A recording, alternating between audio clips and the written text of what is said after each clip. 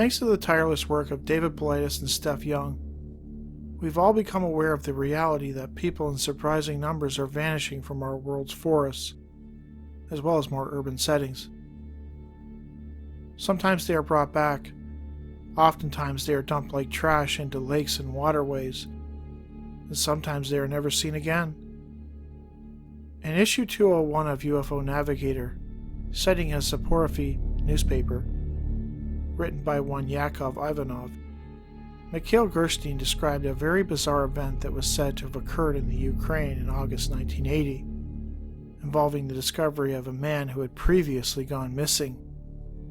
The account is both intriguing and frightening, and offers a possible explanation for what might be happening to those people going missing. Join me as I look into the strange case of the returned man. At the southern tip of the Kotisha Island in Zaporizhzhia in Ukraine, the naked body of a man was discovered. Police and medical staff who arrived on the scene found that the body lacked a pulse and seemed not to be breathing. By all indicators, this man, whoever he was dead. From there, the body was driven to the local morgue, while officers investigated the location hoping to dig up clues on who he was and how he ended up there. The autopsy pathologist was overwhelmingly surprised when an incision in the abdomen revealed that the man's internal organs were frozen, and even icicles had formed in the liver area. Remember, this was in the summer, in the middle of a heat wave. A council of doctors was urgently called, who decided to leave the body in a room with a constant +7 degrees Celsius, giving the opportunity for the internal organs to slowly defrost. 12 hours later, an absolute medical miracle began to play out. The heart of the dead patient suddenly began to pump again. This shocked the doctors. Gradually, the person began to come to his senses and at the same time sweated profusely. Sweat literally streamed down his body. Taken in for analysis, scientists found it had a high nitrogen content. Suddenly, the man opened his eyes and introduced himself as Nikolai. The first thing he did was ask for a drink. He then consumed nearly 3 full liters of water. The doctors and scientists were completely at a loss. After waking up, the man asked, "Where am I?" He was told that he was in a hospital in Zaporizhzhia, and one of the doctors jokingly added that the day was August 14, 1980. Nikolai was shocked and confused. It made no sense to him. He then went on to explain to the doctors, in absolute seriousness, that he was a resident of the Aparinka farm in the Rostov region, and that on the evening of July 5, 1971, he had gone for a night swim in the Seversky Donets River. As he swam, he claims he saw a beam of light come down from the sky. It struck him and he suddenly felt cold, and the sensation that he had been forcefully plucked out of the lake and sucked upwards into something in the sky. His next memory was of being in some kind of cell with a porthole window. The very last thing he remembered was seeing the planet Earth receding as he, inside the cell, moved away from it, further into space. It started to get colder and colder, and soon Nikolai lost consciousness. That was it. He could not recall anything else. It felt to him that he had only been unconscious for a few minutes when he woke up in the hospital, though a whopping 9 years had passed. From this point, the story takes an even stranger turn, as doctors, still surprised by the astonishingly impossible nature of his recovery, began to wonder if Nikolai was indeed telling the truth. Had he been snatched out of the water like a fish by visitors from space? Or was he simply crazy? Nikolai was temporarily placed in a mental hospital. Officers with the KGB apparently had asked the staff to remain quiet while they investigated the circumstances of the case. It turned out that a person with such credentials as Nikolai had actually disappeared in 1971. His wife had reported him missing after he left to go swim in the Seversky Donets River, and never returned home. He was never seen again, and his family deemed that he had most likely drowned, and the body not recovered. for whatever reason. When shown his photograph, both the wife and the parents recognized him as Nikolai. Sadly, this is where the case seemed to end. According to Gerstein, there was no follow-up in the newspaper, and despite the shocking aspects of his recovery, nothing more came of it. In principle, it is possible to pump glucose into human tissue, then freeze it to a state of clinical death, and then try slowly warming up the body to try to bring it back to life, but only theoretically. Typically, such a high level of glucose in the body would inevitably bring death to the person. But in this case, if true, some kind of advanced process or technology seemed to make it a reality. A case of suspended animation lasting years and a seeming recovery free of organ damage or ill effects of any kind. Medical miracle aside, this case is absolutely fascinating. The prospect that the visitors could snatch a person out of a lake and keep them aboard their craft in a state of suspended animation for 9 years is really quite frightening, though it does bring to mind other cases we've all heard about, in which people go missing for days or weeks only to turn up miles away with no memory of how they got there. On February 7, 2018, Toronto firefighter Danny Filippidis vanished from Whiteface Mountain in Lake Placid, New York, where he had been skiing with some friends. Somehow he ended up in Sacramento, California with almost no memory of how he got there. The doctors believe that Danny had suffered a head injury which caused amnesia, and then somehow via some lucky Good Samaritans, he Forrest Gumped his way nearly 3,000 miles away. Strangely, the police have not been able to track down any of these Good Samaritans. For his part, Nikolai had absolutely no idea that he had been gone that long. To him, it was only a few minutes between seeing the light and waking up in the hospital, as if he formed no memories in the space of time in between, and if he did, they were somehow erased. This case was forwarded to me by Albert Rosales some months ago, and I debated on whether or not I should present it. I decided to just go with it and let you guys figure out if you want to believe it or not. A young girl is playing in the yard with her cousin. They take notice of a strange object in the sky. It has a black lens which they become transfixed by. In their minds they hear, "Look at the camera. Look at the camera." This would set into motion a series of weird events that left the witness wondering about what really happened to her more than 20 years later. Join me as I delve into the Rhinebeck incident. Over the years, I have read a lot of accounts of people who describe feeling as though they've had their picture taken, though nobody is around.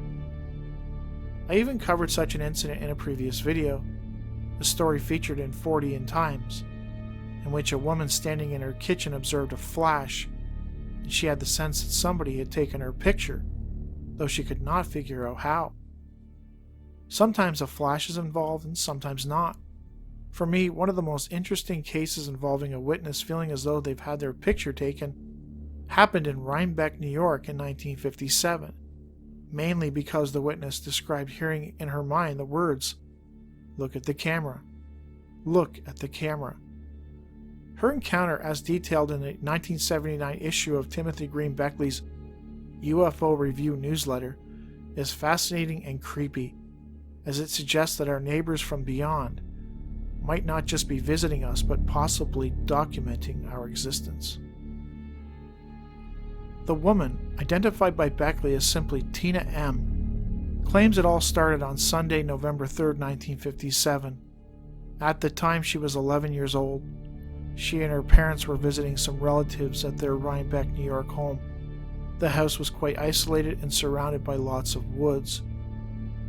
While the adults sat inside, Tina and her cousin, who was 9 years old, had gone into the backyard to play.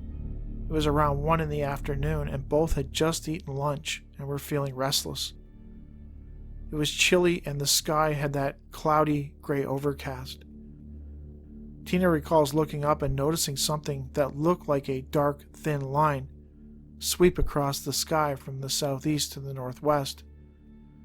She asked her cousin if he had seen the strange sight, and he indicated that he hadn't. They continued playing. A few minutes later, it was the cousin's turn to see something. He promptly told Tina to look to the south, an area with some tall trees. Tina peered over and observed what he was looking at. High up above the trees, a small round-looking object appeared to be drifting northward. It cleared the trees and then began drifting downward. Tina claims that they became very excited, and both of them assumed that they were looking at the recently launched Sputnik satellite. The thought that it could be something otherworldly never crossed their mind. They cheered and waved at the object. Both cousins wished that it would come down and land next to where they were, and to their amazement, the object seemed to hear them and began moving towards them. They watched as it drifted down, light as a balloon, over a gully, nearby to a point that was not more than 15 to 20 feet from where they were standing. Tina felt that given how isolated her cousin's home was, and where the object was hovering, nobody else could probably see it.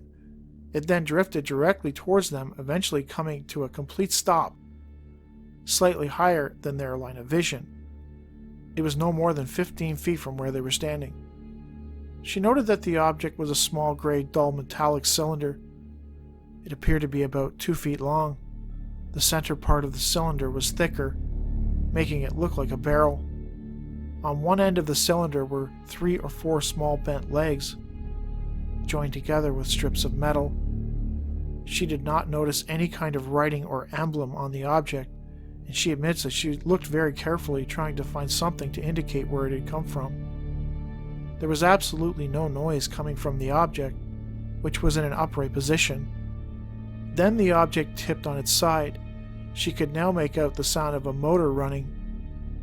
Now on its side, Tina could see one end, which appeared to be a very black lens with no reflection of light. It was facing directly at Tina and her cousin. My cousin and I were, of course, very excited, jumping up and down, waving and begging it to come down to Earth. We looked at this object, and the more we looked at it, at least I did anyway, the more we became drawn to the black lens. I remember there seemed to be something in my head that said, "Look at the camera," over and over, Tina recalled. They became very still. The object remained in this position for a few moments, as if taking their picture. Then they heard the small motor noise, and it tipped upward and started floating up and away toward the north, looking as light as a balloon. I must say that this sighting definitely happened and was as real as any everyday experience. However, what I will also relate to you next seems more like a remembered fantasy or the memory of a dream. But since I have recently read stories of other UFO abductees, I have come to accept this memory and think that it did actually happen. Tina believes that while they stood looking at the cylinder, they became hypnotized by the black lens. Within minutes of the object departing, 3 short, all-white human-like figures came out from behind 2 sheds in the backyard. Tina claims they were made to follow them to the area behind and between the sheds, where a small saucer-shaped object was sitting. They entered the craft, which Tina noted had more rooms inside than what appeared on the outside, as if the interior was larger than the craft's exterior would suggest. They were brought into one of these rooms, had their clothes removed, and then made to lay side by side on a table. These white figures then performed a type of medical examination on them, which Tina found to be quite frightening. There was another figure there, she recalled, who appeared to be a sort of bronze color. He had a very powerful type of aura around him, which Tina likened to a, quote, force field. After the examination, which Tina knows she was unconscious for part of it, they were redressed. Tina recalls that she and her cousin, apparently unfazed by the experience, began asking the bronze-colored being questions, including whether or not they could be given a ride in their spaceship. The bronze figure spoke to them saying, "No, not now, but there will be a time in the future when we will come and take you to a place very far away." He had named a year, but Tina could never remember it. Tina then asked that if they were to come and take her, could her mother come too? "We will see," the entity replied. After this, the 3 all-white beings led them back outside. past the sheds to the spot where they had seen the cylinder originally. It had apparently returned and was hovering there in the sky. The three whitish beings retreated to their saucer-shaped craft. The two children came awake just in time to see the cylinder zip away into the sky. Tina did not indicate how much time had passed between the initial sighting and them being returned. In speaking to Timothy Green Beckley, Tina described the most amazing and frightening aspect of the encounter. These beings had great power over humans. They could levitate people, hold them down physically, and control their actions, and even their thoughts. We had no power to resist what these beings wanted to do. Because of this experience, I have mixed feelings of dread and expectation about the future, and I hardly know what to do about them. My cousin who had this experience with me says he does not remember it, and will not talk about anything of this nature since he is very conventionally religious. In any case, since this happened in 1957, my family and I have had numerous UFO sightings and strange experiences, as have many people in our town of Hyde Park. Tina's experience began with the sighting of the cylinder, one with the black lens. In her mind, she was told to look at the camera over and over, and she did sense that the mysterious object had indeed taken their photograph. But why? Why would these entities want to take the photograph of kids playing in a backyard? It leads me to a bigger question. Is it possible that these entities floating about in our skies might actually be engaged in not only surveillance, but documentation of our existence? It's fun to think that these creatures might actually be archivists, maintaining a documented record of everything happening on this planet since its earliest times. Some abductees have claimed as such that they were shown important events in history that seem like actual recordings of the event rather than possible reenactments. Tina is certain that much more happened to her and her cousin aboard the craft than what she can consciously recall, though her memories of the examination and her discussion with the bronze creature are interesting, especially since they promised to return at a later date and take them far away. Why was she able to recall the events, while her cousin did not remember any of it? It is curious that he refuses to speak of it. It's possible that he does remember it and simply cannot deal with its implications in a religious context. Tina remembered the entities only by their color, indicating that they appeared human, though the original three appeared all white while the one conducting the examination appeared bronze. Minus a few moments during the examination, Tina did not indicate that the experience frightened her, though I sense that this has something to do with their being in a trance-like state throughout much of the episode. It is unclear if the beings ever made good on their promise to return. As far as I know, Beckley never followed up in the case in a later issue, so we can only wonder. Anyway, that's the episode. I hope you enjoyed.